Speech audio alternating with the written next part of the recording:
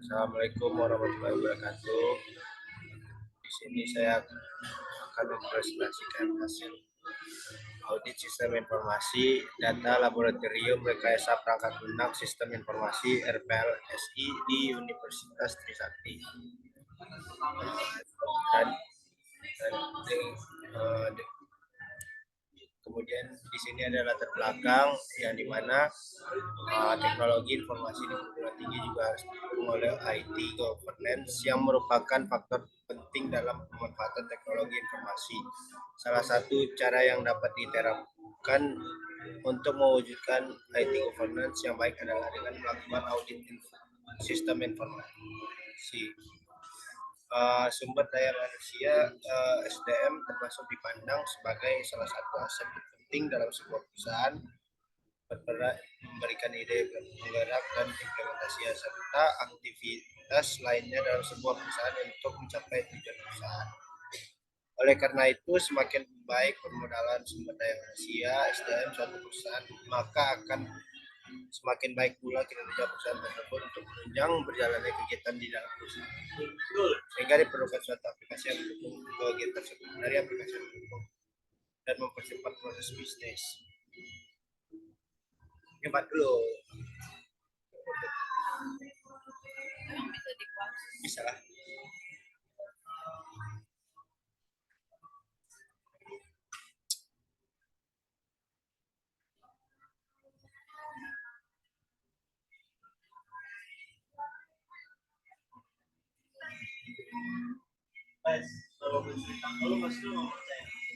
Apa? Cewek ya?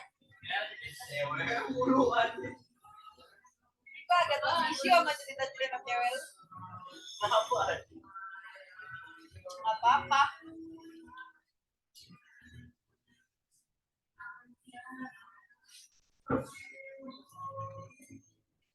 Kemudian di sini ada rumusan masalah. Yang pertama ada apakah karyawan di Universitas Sakti sudah bekerja sesuai kriteria? Apakah seluruh fasilitas sudah digunakan sesuai kebutuhan? Bagaimana sebaiknya perubahan laboratorium RPLSI di Universitas Sakti? Apakah seluruh karyawan sudah mengerti dengan prosedur kerja pada laboratorium? Tujuan penelitian yaitu untuk mengetahui mutu kualitas kinerja dalam perusahaan, meningkatkan kecepatan dalam pengolahan data, dan melihat kondisi perusahaan ini agar memiliki perubahan serta perbaikan dalam kesalahan yang terjadi, serta untuk mengetahui bagaimana cara memanage teknologi informasi yang baik dan benar. Kemudian di sini ada manfaat penelitian. Yang pertama ada dengan adanya audit sistem informasi dapat meningkatkan mutu kualitas perusahaan, kecepatan dan akurat dalam pengolahan data menjadi informasi sesuai kebutuhan perusahaan. Mengidentifikasi masalah lalu melakukan perbaikan pada perusahaan sehingga dapat memenuhi kebutuhan dan harapan untuk perusahaan. Yang ketiga ada hasil audit dijadikan sebagai acuan untuk peningkatan dan pengembangannya perusahaan yang lebih baik dan berkelanjutan. Yang pertama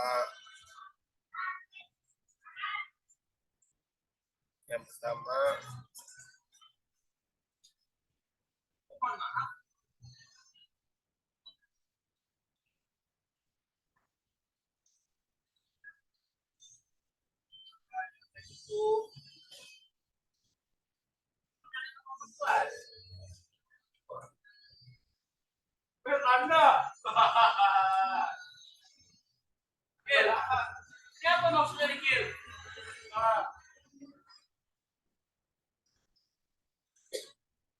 Apa maksudnya itu? Maksudnya apa itu?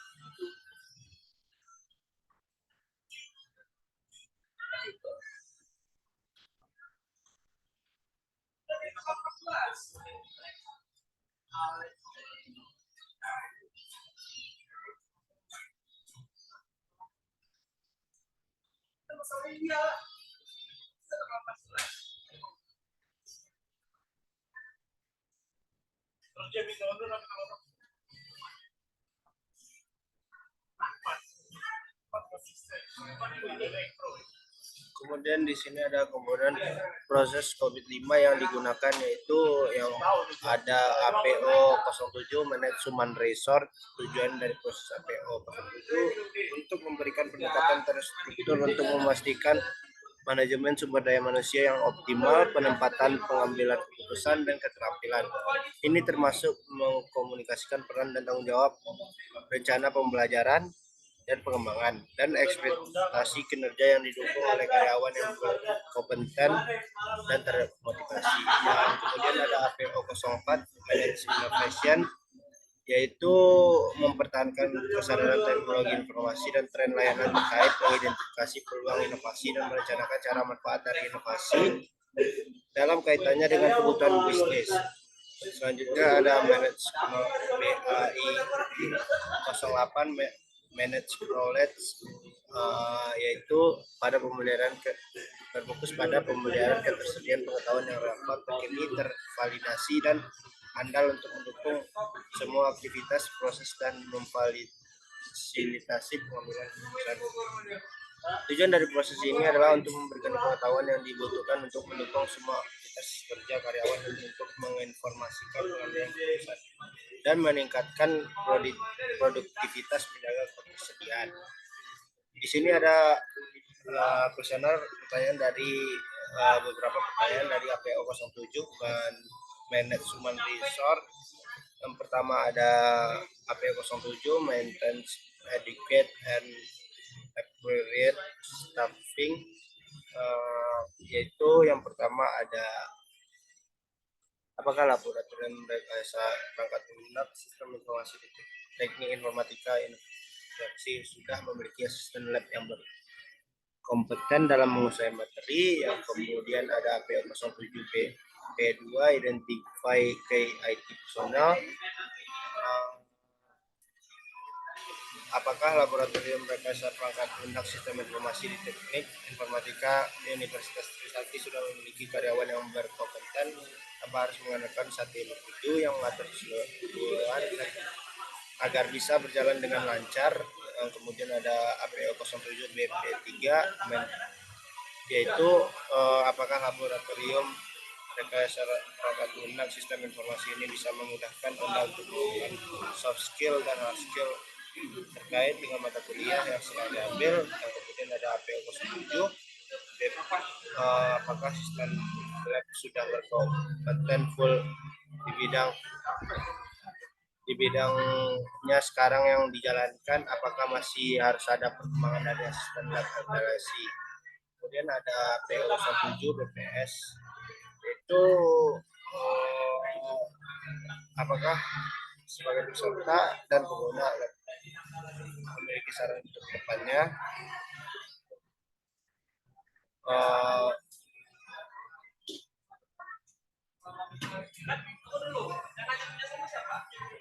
Soal selayaknya seorang pekerja, lab harus bekerja seperti pemandu kebijakan.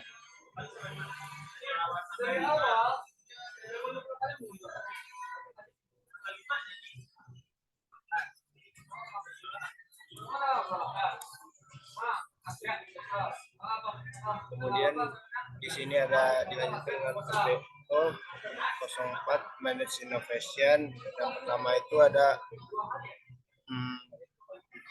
Anda apakah saat pembelajaran suasana relasi ini sudah disesuaikan. Kemudian ada apakah perlu menciptakan proses pembelajaran dalam lab RPLSI menjadi sebuah kondusif dan nyaman.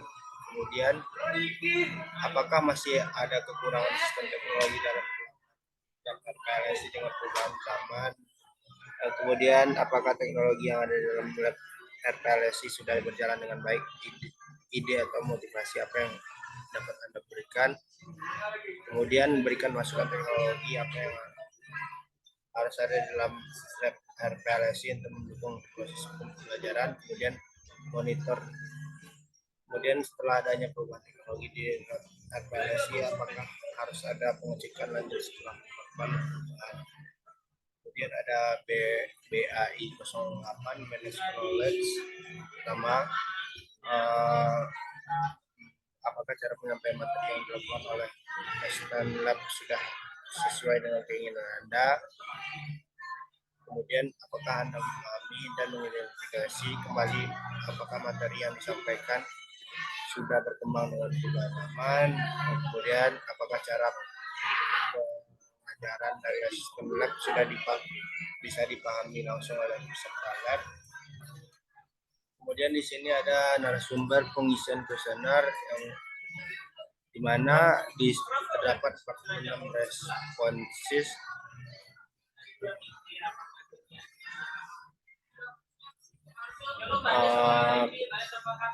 dan pengisian 89,1% diisi oleh peserta lab dan 10,9% diisi oleh asisten lab. Kesimpulan survei yaitu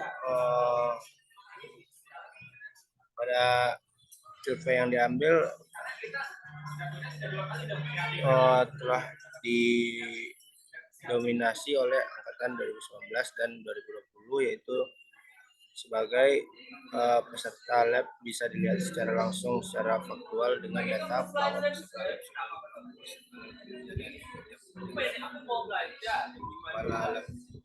Di sini ada bukti dokumentasi yaitu centingan kepala lab dan data inventaris laboratorium jurusan TIP dan SI RPL, dan di sini ada RPL dan sistem informasi komputer terdapat 15 unit dengan spek dan 1 infokus dan 27 meja dan 27 kursi. Di sini ada terdapat kesimpulan yaitu kinerja dari SDM yang bekerja pada laboratorium harus ditingkatkan sehingga nantinya mencapai hasil yang maksimal dalam prospek kerja SDM di lab. Fasilitas yang ada di lab yang kurang minim atau belum update untuk diperbarui. Saran melatih dan membuat materi yang mudah dipahami oleh peserta lab guna untuk meningkatkan kualitas kinerja dari SDM laboratorium berkaisar pangkat undang SI. Yang kedua, mengupdate atau memperbarui fasilitas untuk membuat kenyamanan peserta dalam melakukan kegiatan yang ada di dalam laboratorium serta performance laboratorium. Sekian dari hasil presentasi saya. Apabila ada kekurangan mohon dimaafkan. Assalamualaikum warahmatullahi wabarakatuh.